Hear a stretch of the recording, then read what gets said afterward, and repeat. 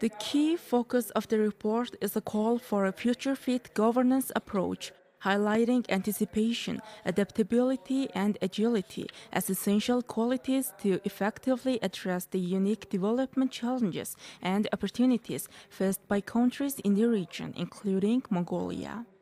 The report states people and communities should not be passive beneficiaries, but active agents who engage fully in economic, social, and political life.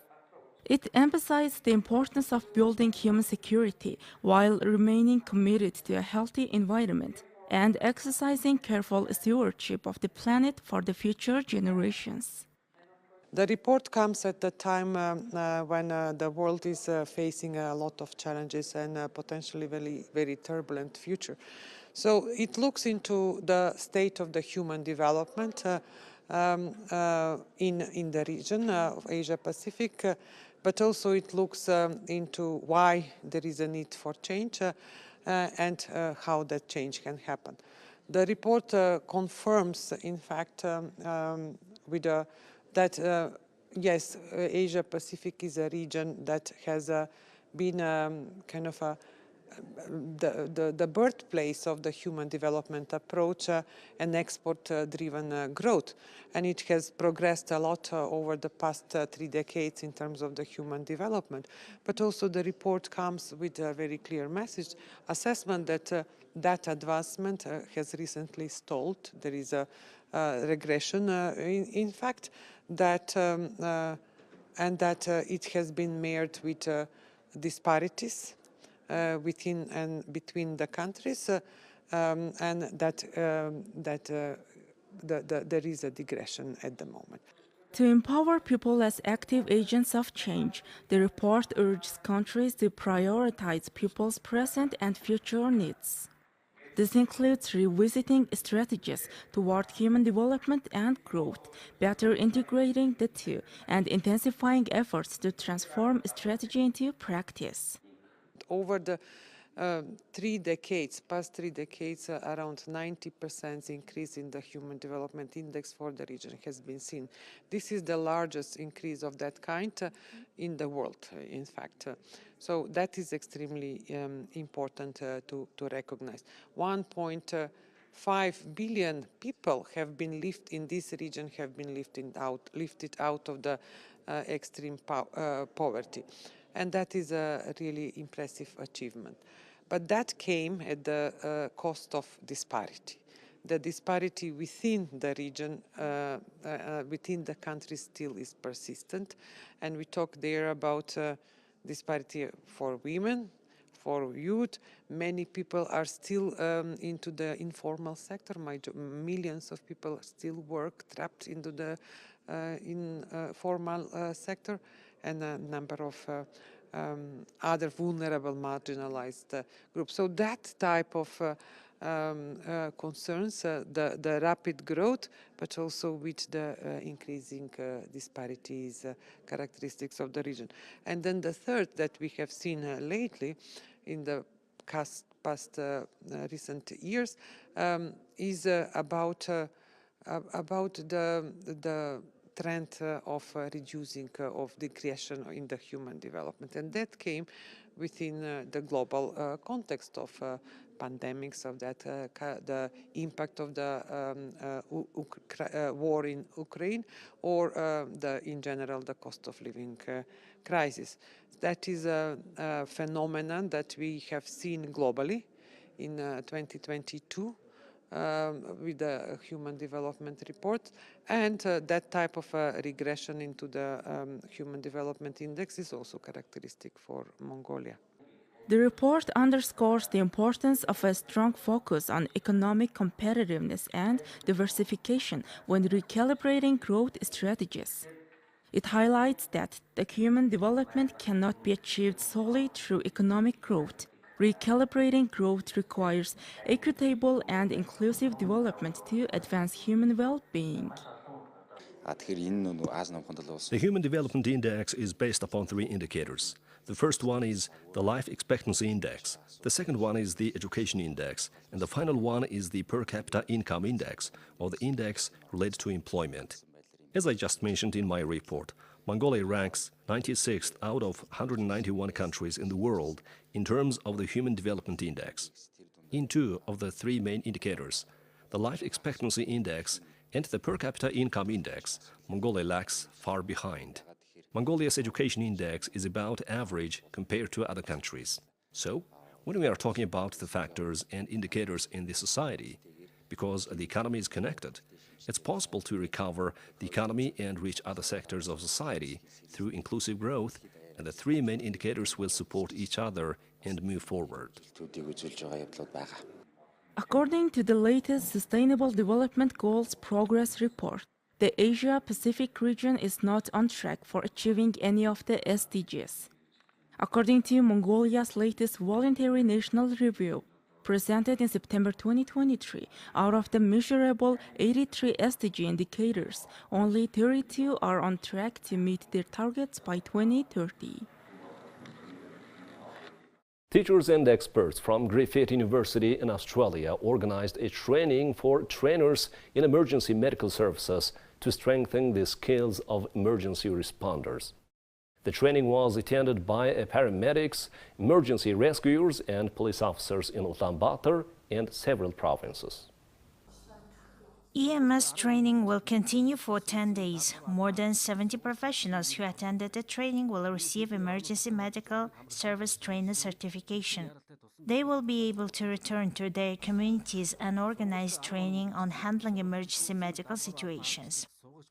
The 10-day training covers what care first responders should provide to people in emergency situations. Paramedics from Ulaanbaatar and the provinces are participating in the training. Nalak district is located on a main road, and the Tirilj area is frequented by visitors and hikers, so we often have emergency accidents such as people falling from cliffs and rocks. Paramedics often provide first aid before transferring people to the trauma hospital. Emergency responders and rescuers in developed countries are trained to deliver life-saving first aid. Paramedics are also required to have the ability to put out a fire and other skills for working in emergency situations. In 2017, I visited Mongolia in the north of the country in winter, and I observed that the ambulances that were being used were quite old and required some equipment. So I returned to Australia and contacted a colleague who was a paramedic, and we both then started this project to improve Mongolia's EMS service nationally, starting with UB and working out from there and Saling province. What we suggest is that the government of Mongolia look at improving emergency medical services or ambulance services for the people of Mongolia.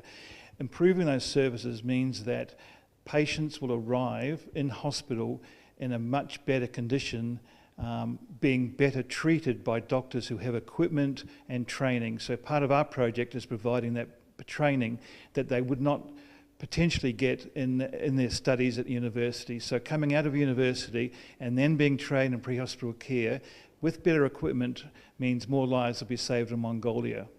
So one of the things we have done as part of this trip is we've been able to work with LifeFlight, one of the leading aeromedical providers that is in the state of Queensland where I come from, and they've provided us a heap of training equipment or expired equipment that they can no longer use. Now, I know how new aeromedical is in Mongolia, so we've brought that over so we can give this equipment to NEMA so they have new equipment to train with. So this saves NEMA money using equipment that they could use on patients, so using old equipment for training. And what's key about developing aeromedical anywhere is that the people providing it, so your doctors and nurses, have equipment so they can practice training. So when they go out to an incident, they're working really well. And it's only with repetitive training can you improve your service. Rescuers, police, and paramedics play a crucial role as first responders at the scene of an accident. Those first on the scene when someone is in a life-threatening situation must have the skills to administer immediate and effective first aid. Studies show a 70% correlation between the timeliness of delivering first aid and the person's chance of survival and overall quality of life. In commemoration of the 99th anniversary of the adoption of Mongolia's first constitution, proclaiming the People's Republic of Mongolia, Korea proudly hosts the Scholarship 2024 activity. Stay tuned for exclusive coverage and insights as we bring you the latest news directly from Korea, celebrating Mongolia's 99th anniversary of adopting first constitution. The number of Mongolian students studying in South Korea has been increasing annually. According to a 2023 survey, there is data indicating that more than 13,000 Mongolian students are enrolled in language training programs and universities in Korea. This constitutes approximately 20% of the Mongolian population residing in Korea. Students who pursued bachelor's, master's, and doctoral degrees with scholarships got together to share their experiences and provide insights on obtaining scholarships for prospective students who planned to study in Korea in the future. I selected KAIST University due to its standing as one of the largest universities in Asia. As I mentioned in my speech, receiving a scholarship from KAIST eliminates the need to search for another scholarship. It's automatically included with your admission. Our university accepts admission every semester, and notably, we currently have over 20 Mongolian students pursuing bachelor's degrees. Currently, 54,000 Mongolian citizens reside and work in Korea, including many children attending school. Our Mongolian school in Korea has over 300 students, and a significant number of them are set to graduate from high school this year.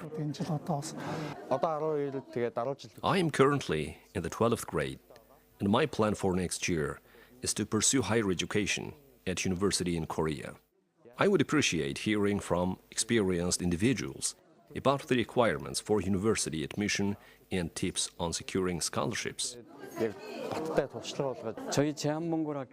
As our Mongolian school in Korea, we currently have 330 students, with 10% successfully gained admission to universities. A significant number of our students are recipients of scholarships. Importantly, we prioritize and ensure that our students not only enter university, but also successfully graduate. We remain committed to working diligently to support our students in their journey to enter and excel in university education. Since 1990, Mongolians had the freedom to travel freely to a number of foreign countries, marking the beginning of the first era of immigration. Now, after 30 years, we find ourselves in the midst of the second immigration wave. Mongolian children born and raised in these foreign countries are reaching adulthood, and the conditions for their university entrance are taking shape. However, challenges such as language loss and cultural detachment are emerging in some cases. As we document the history of this second generation of immigration, it's crucial for the government to focus on fostering the patriotism of these Mongolian citizens and undertake significant measures in this area. Now let's take a look at the currency exchange rates provided by Mongol Bank.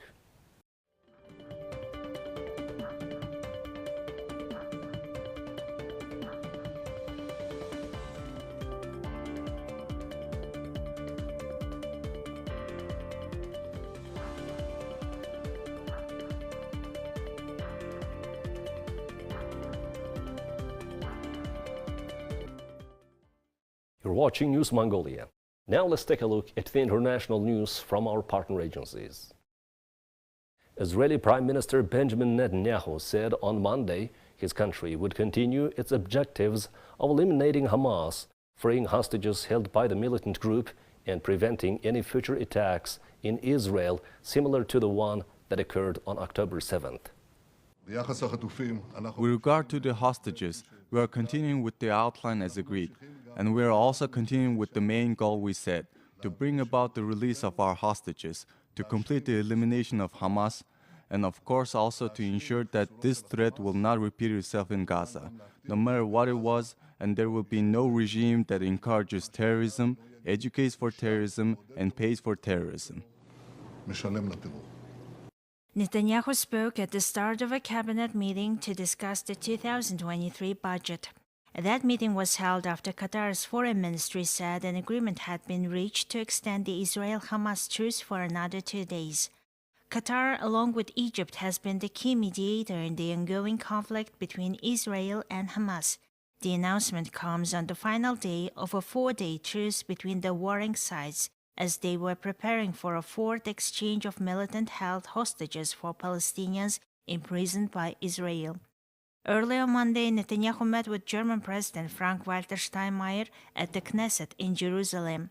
During a visit on Monday to Kibbutz Be'eri, which was brutally attacked by Hamas on October 7th, Steinmeier said his country would provide 7 million euros or $7.6 million for the kibbutz in 2024. The money would be used for the reconstruction of a cultural center and a meeting center for senior citizens, German news agency DPA reported.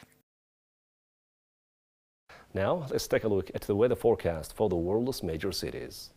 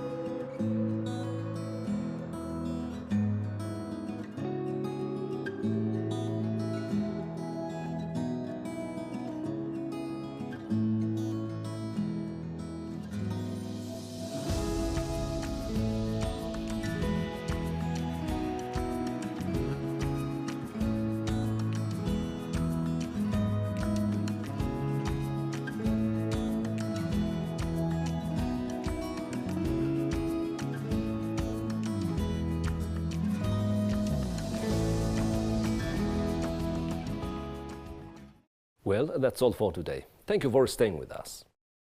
We'll see you on Wednesday with more news and updates. Have a nice evening. Goodbye.